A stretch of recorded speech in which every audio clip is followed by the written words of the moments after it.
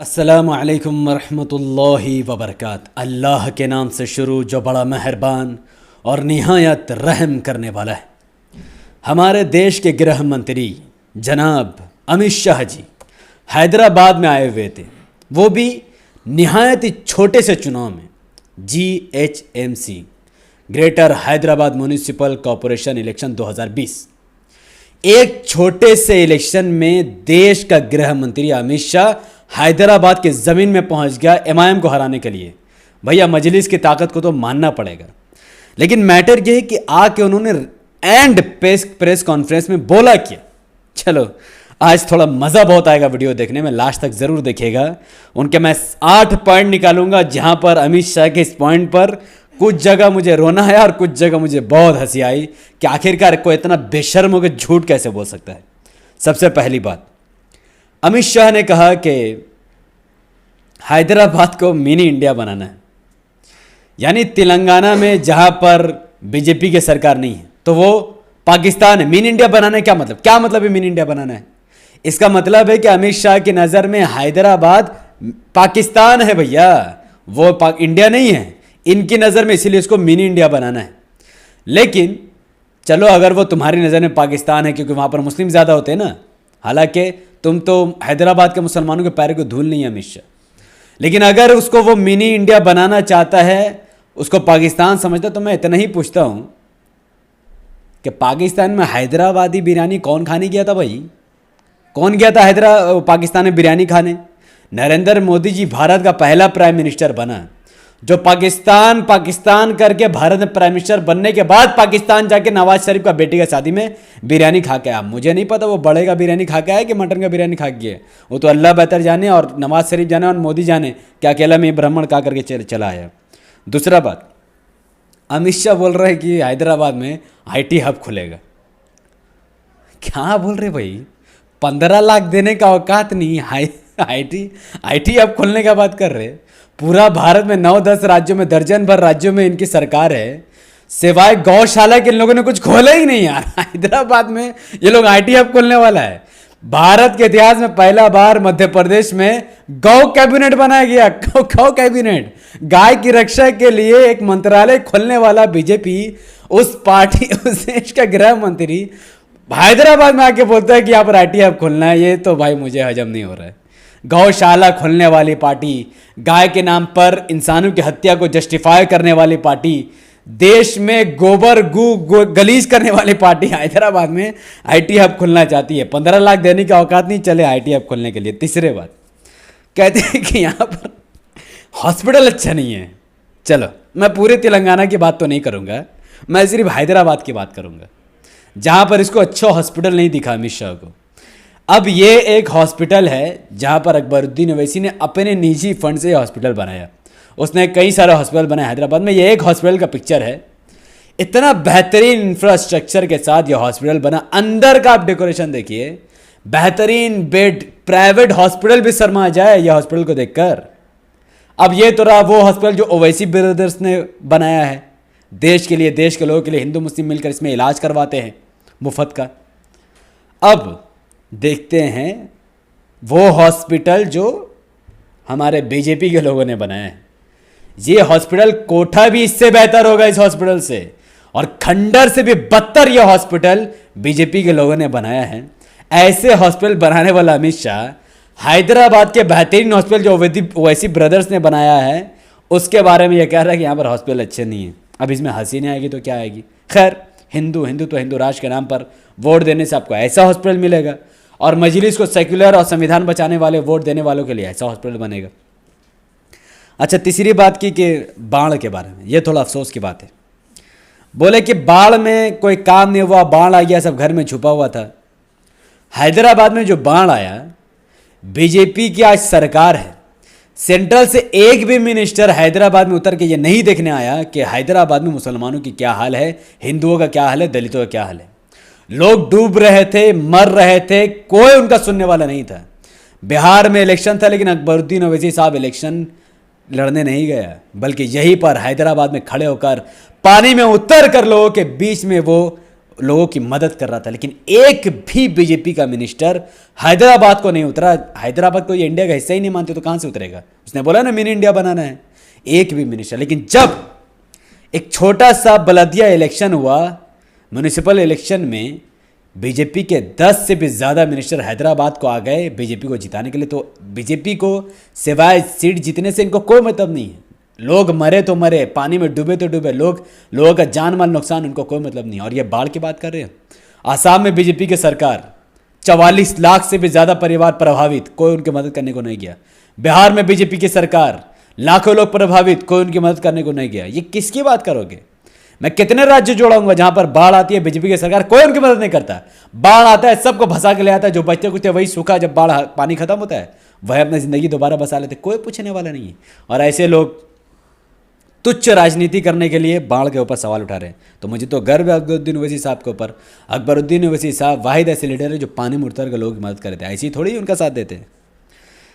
अच्छा, पांचवी बात उन्होंने फैमिली की परिवारवाद। ओहो हो, निज़ाम के लोग हैदराबाद चला रहे, ओवैसी ब्रदर हैदराबाद चला रहे, कोई आ ही नहीं रहा बीच में। कहा भाई अभी कैसा बातें कर रही है अमित शाह? अमित शाह का बेटा जैसा बीसीसीआई में प्रेसिडेंट बन गया और पूरा दुनिया में गरे गरे फिर रहा है। कोई मुझे बताएगा कि अमित शाह का बेटा ने कभी क्रिकेट खेला है कि नहीं खेला? अरे क्रिकेट का बैट बॉल जिसको नहीं पता, वो अमित शाह का बेटा होने की वजह से बीसीसीआई के प्रेसिडेंट बने गया। इससे ज्यादा नेपोटिज्म कुछ हो ही नहीं सकता है। तो जिसका बेटा बाप के दम में बीसीसीआई के प्रेसिडेंट बन जाए, वो हैदराबाद में आके बोले कि यहाँ तो खाली भाई भाई चल रहा, रिश्तेदारी चल रहा, कैसे चलता भाई? तो एकदम बेवकूफ़ी वाला बात कर रहे मियाँ, भाईगाना वाला बात ना को करो। चौथे, चार मीनार को योगी आदित्यनाथ भाग्यनगर बनाने वाला है। जहाँ तक मुझे याद नहीं है, आप जिसको भी याद है कि योगी आदित्यनाथ चार मीनार को कौन सा नाम बदलने वाला है, प्लीज़ कमेंट में बताएं। मुझे याद नहीं उसने क्या बोला, मुझे याद है कि भाग्यनगर शायद उसने बोला है। अरे क्या भाई, पूरे भारत में जहाँ जहाँ बीजेपी चुनाव लड़ते हैं वहाँ वहाँ सिवाय नामा चेंज करने के अलावा कोई काम ही नहीं इनको। अभी यूपी में चुनाव लड़े तो अयोध्या, इलाहाबाद को अयोध्या प्रयागराज कर डाले, अयोध्या कर डाले, कानपुर पता नहीं क्या क्या नामा को चेंज करके हिंदू नामा घुसा दे रहे। लेकिन वहाँ का हालत को देखिए, जहाँ जहाँ इन लोगों ने भगवदर हिंदुत्व का नाम लगाया वहाँ वहाँ रेप बढ़ गए। आज उत्तर प्रदेश में, अयोध्या में, प्रयागराज में हर साल हजारों से भी ज़्यादा लड़कियों के साथ बलात्कार होता है और किसी को भी इंसाफ नहीं मिलता। यूपी में नाम चेंज कर रहे हैं, इलाहाबाद का नाम चेंज कर रहे हैं, और वहाँ पर हाथरस में एक दलित लड़की का बलात्कार करने के बाद बीजेपी के एमएलए कहते हैं कि ठाकुर का खून गरम है, क्या करें? अरे शर्म आनी चाहिए भाई तुम लोगों को, नाम चेंज करने। अरे तुम्हारे बाप दादाओं ने तो कुछ नहीं बनाया, तुम्हारे पूर्वजों ने भारत में कुछ नहीं बनाया। हमारे बाप दादाओं ने, जिन लोगों ने हिंदुत्व को लात मार कर इस्लाम अपनाया, उन लोगों ने देश का पैसा देश में लगा दिया। चार मीनार बनाए, लाल किला बनाए, ताजमहल बनाए, कितना नामा जुड़ाते। खैर छोड़ो, इग्नोर करो इन लोगों को। अब ये कहते हैं कि हिंदू मुस्लिम की राजनीति करते ओवैसी ब्रदर्स, इनको ऐसा लगा कि अमित शाह को। मैं सिर्फ इतना ही कहता हूँ कि अगर एआईएमआईएम हिंदू मुस्लिम की राजनीति करती तो क्या एआईएमआईएम के 3 मेयर होते, वो भी हिंदू? एक मेयर को जो एमआईएम ने जिताया, बाज़ाब्ता उसने कांग्रेस के मुस्लिम उम्मीदवार को हरा दिया। एमआईएम के बदौलत वो हिंदू मेयर बना हैदराबाद में। मैं कहता हूँ एमआईएम से ज़्यादा सेक्युलर आज हैदराबाद में कोई, पूरे भारत में कोई ऐसी पार्टी नहीं जो एमआईएम जितना सेक्युलर है, नहीं है। बाकी सब तो तुच्छ है। बिहार में एनडीए की सरकार बनी, एक भी मुस्लिम मंत्री नहीं। बंगाल में देख लो, ममता ने मुस्लिम सीटों से वोट लिया, लेकिन मंत्री में कोई मुट्ठी बराबर भी मुस्लिम मंत्री नहीं है, और मुट्ठी बराबर एमएलए भी नहीं है, जबकि 100 एमएलए मुसलमान होने चाहिए, 50 भी नहीं है। बीजेपी का तो बात ही छोड़ दो, जेडीयू को तो बात ही छोड़ दो। और एआईएमआईएम देखो, इस बार भी 10 नॉन मुस्लिम कैंडिडेट खड़ा करिए हैदराबाद में। तो कौन हिंदू मुस्लिम का राजनीति कर रहा भाई? सबसे बड़ा सेक्युलर पार्टी भारत में सिर्फ और सिर्फ एआईएमआईएम है। दूसरा कोई भी पार्टी सेक्युलर नहीं है, ना टीएमसी, ना बीजेपी, ना जेडीयू, ना ही आरजेडी। मैं नहीं मानता ये लोग सेक्युलर। ये लोग मुसलमानों को वोट खाते, लेकिन मुसलमानों को कुछ देते नहीं। और सबसे बड़ी बात कि अकबरुद्दीन ओवैसी साहब ने, शायद भाग्य लक्ष्मी मंदिर है शायद, अगर मैं गलत बोल रहा हूँ तो कमेंट में मुझे सही कीजिए। भाग्य लक्ष्मी मंदिर के बारे में वहाँ के लोगों ने, भाग्य लक्ष्मी मंदिर बर्बाद हो रहा था, वहाँ का इंफ्रास्ट्रक्चर बिगड़ रहा था, उनको पैसे की ज़रूरत थी, करोड़ों रुपए की। बीजेपी के पास जा जा के वो लोग थक गए, लेकिन कभी भी बीजेपी के लोगों ने उनकी मदद नहीं की, किसी ने नहीं की। टीआरएस के पास गए, उन्होंने भी नहीं मदद की, कांग्रेस ने भी, सब ने पल्ला जा। इलेक्शन ही नहीं तो काय के लिए मदद करेंगे? इलेक्शन होगा तो मुद्दा बनेगा ना, इलेक्शन नहीं तो काय का मदद भाई। चला जो इलेक्शन के नाम से बाबरी मस्जिद तोड़ दे, अयोध्या पर राजनीति करके, राम के नाम पर राजनीति करके, अपने भगवान को इन लोगों ने नहीं छोड़ा है, उनके नाम पर राजनीति करके सत्ता बनाई देते, ये भाग्य लक्ष्मी मंदिर को क्यों देखेंगे? आखिर में भाग्य लक्ष्मी मंदिर के पंडित पुजारी लोग आए अकबरुद्दीन ओवैसी साहब के पास और उनसे गुहार की। बीजेपी नहीं मानी, कांग्रेस नहीं मानी, टीआरएस नहीं मानी, कोई पार्टी नहीं मानी। भैया अकबरुद्दीन ओवैसी साहब प्लीज़ आप मसीहा बन के हमारी मदद कर दो। और इमाम का फ्लोर लीडर, भारत का सबसे बड़ा एमएलए और सबसे बड़ा लीडर अकबरुद्दीन ओवैसी साहब ने टीआरएस से बात करके, केसीआर से बात करके, चीफ मिनिस्टर से बात करके 10 करोड़ या 12 करोड़ रुपए का पैकेज उनको दिलाया भाग्य लक्ष्मी मंदिर को। तो अगर ओवैसी ब्रदर्स हिंदुओं के खिलाफ थे तो कभी मंदिर को मदद करते, कभी 10 उम्मीदवार गैर मुस्लिम को उतारते, कभी 3 हिंदू मेयर बनाते? नहीं होता। अल्हम्दुलिल्लाह मुझे फ़ख्र है कि मैं एक मुसलमान होने की हैसियत से हक़ और बातिल पर इम्तियाज़ कर रहा हूँ। जहाँ पर टीएमसी, बीजेपी, कांग्रेस और कई सारी पार्टियाँ बातिल पर हैं, मुसलमानों को धोखा दे रही हैं, देश को भी धोखा दे रही है। वहीं पर ऑल इंडिया मजलिस इत्तेहादुल मुस्लिमीन हक़ पर है। तो मेरा ईमान गवारा नहीं करता कि मैं ईमान के खिलाफ खड़े हो जाऊँ। बीजेपी से डर कर टीएमसी या कांग्रेस सपोर्ट करने लोग, ये नहीं हो सकता मुझसे। अगर फ़िरऔन को हराना है, अगर फ़िरऔन को सत्ता से हटाना है, तो मैं कारून का मदद नहीं करूँगा, बल्कि मूसा अलैहिस्सलाम को मदद करूँगा। भले से मूसा अलैहिस्सलाम अकेले हो या उनका फॉलोअर ना हो, बल्कि आने वाले वक्त में बढ़ जाए। अगर मुझे अबू जहल के ख़िलाफ़ खड़े होना, तो मैं अबू लहब का साथ नहीं दूंगा, बल्कि मैं रसूलुल्लाह सल्लल्लाहु अलैहि वसल्लम का साथ दूंगा, क्योंकि आप सल्लल्लाहु अलैहि वसल्लम भले से अकेले थे लेकिन हक़ पर थे, और वो मेजॉरिटी में थे लेकिन गुमराही में थे।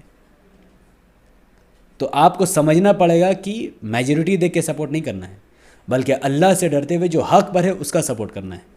जिस तरीके से सहाबा कराम ने रसूलुल्लाह सल्लल्लाहु अलैहि वसल्लम का सपोर्ट किया, जिस तरीके से फ़िरऔन को नीचे गिराने के लिए कौम ने मूसा अलैहिस्सलाम का सपोर्ट किया, उसी तरीके से हम लोगों को एआईएमआईएम बैरिस्टर असदुद्दीन ओवैसी साहब को सपोर्ट करना है। बीजेपी से डर के टीएमसी को नहीं, बीजेपी से डर के कांग्रेस को नहीं, बल्कि एआईएमआईएम को सपोर्ट करना। और इंशाअल्लाह कामयाबी धीरे धीरे दिखेगी। वो वक्त दूर नहीं जब मुसलमानों का बोलबाला होगा और पूरे भारत एक बार फिर सोने की चिड़िया बन जाएगी।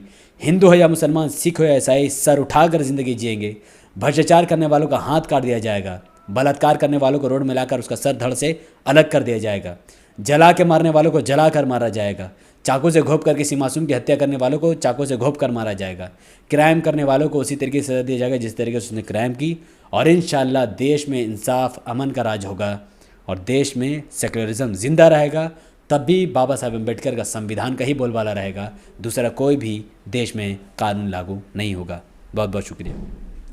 हो सके तो इस वीडियो को जितना ज़्यादा हो सके उतना ज़्यादा लाइक कीजिए, शेयर कीजिए, कमेंट कीजिए, अपनी बातों को मुझ तक पहुंचाइए।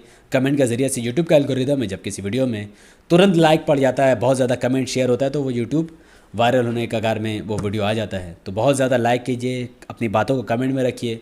मैं हर किसी का कमेंट देखता हूँ, भले से किसी का रिप्लाई करता हूँ।